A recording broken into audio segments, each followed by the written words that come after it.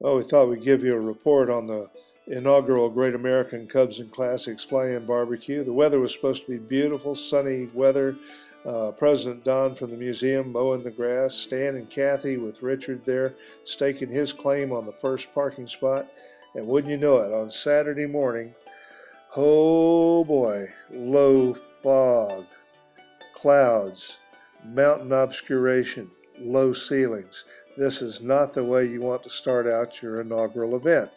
But we said, you know, Cub people are Cub people and barbecue is barbecue, and so the ringmaster got his circus ready to go. The pig is in his place of honor, and all is in preparation. Richard taxied over from his hangar so we could hang the CubsToOshkosh.com banner from his wing struts.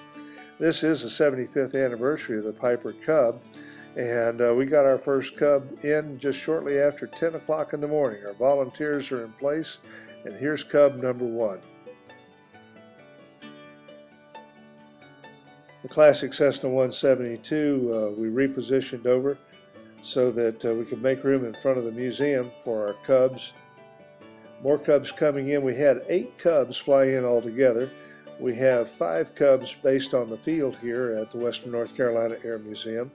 We had our fly-in Cubs parked in front of the Western North Carolina Air Museum at the approach there to that. What a beautiful sight, all these nice airplanes.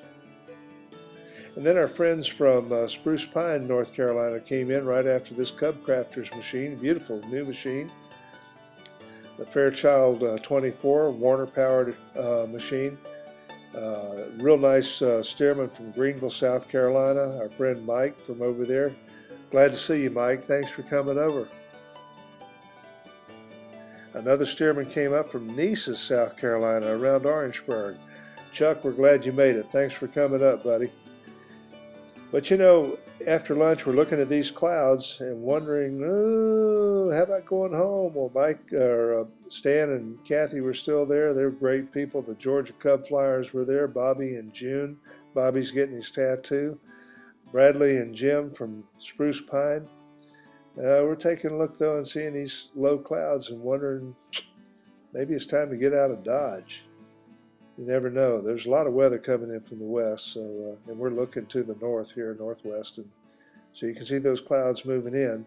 It's a good thing you all left when you did, because down where that Cub is now, that was a lake 24 hours later. We had over 4 inches of rain that Saturday night, and again more on Sunday night. It was just flooded down at that other end of the field. The Fairchild 24 departs, and he's getting ready to go over to Spruce Pine. Jim and the Cessna 185 leaves right after him. Thanks, Jim. Thanks for coming. We'll see you guys on June the 16th for your spaghetti dinner, and we're really looking forward to that. It's for a good cause. Our friends at the museum with their Heath parasol taxied it around to let us hear the throaty roar of the 40 horsepower Continental. And our Cubs are getting ready to call it a day.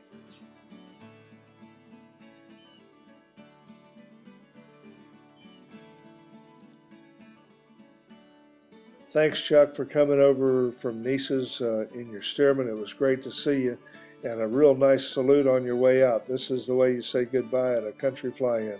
Isn't that pretty?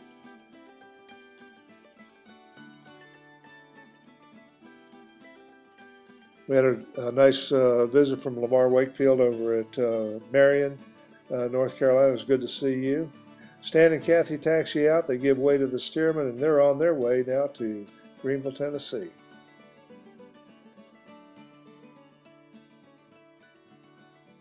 Well, the champ taxis out on his way home, and Richard says, after a puff of smoke from Mike Stearman, that it's time to call it a day. So he heads back to his hangar, and that's it for the inaugural Great American Cubs and Classics Fly-In Barbecue.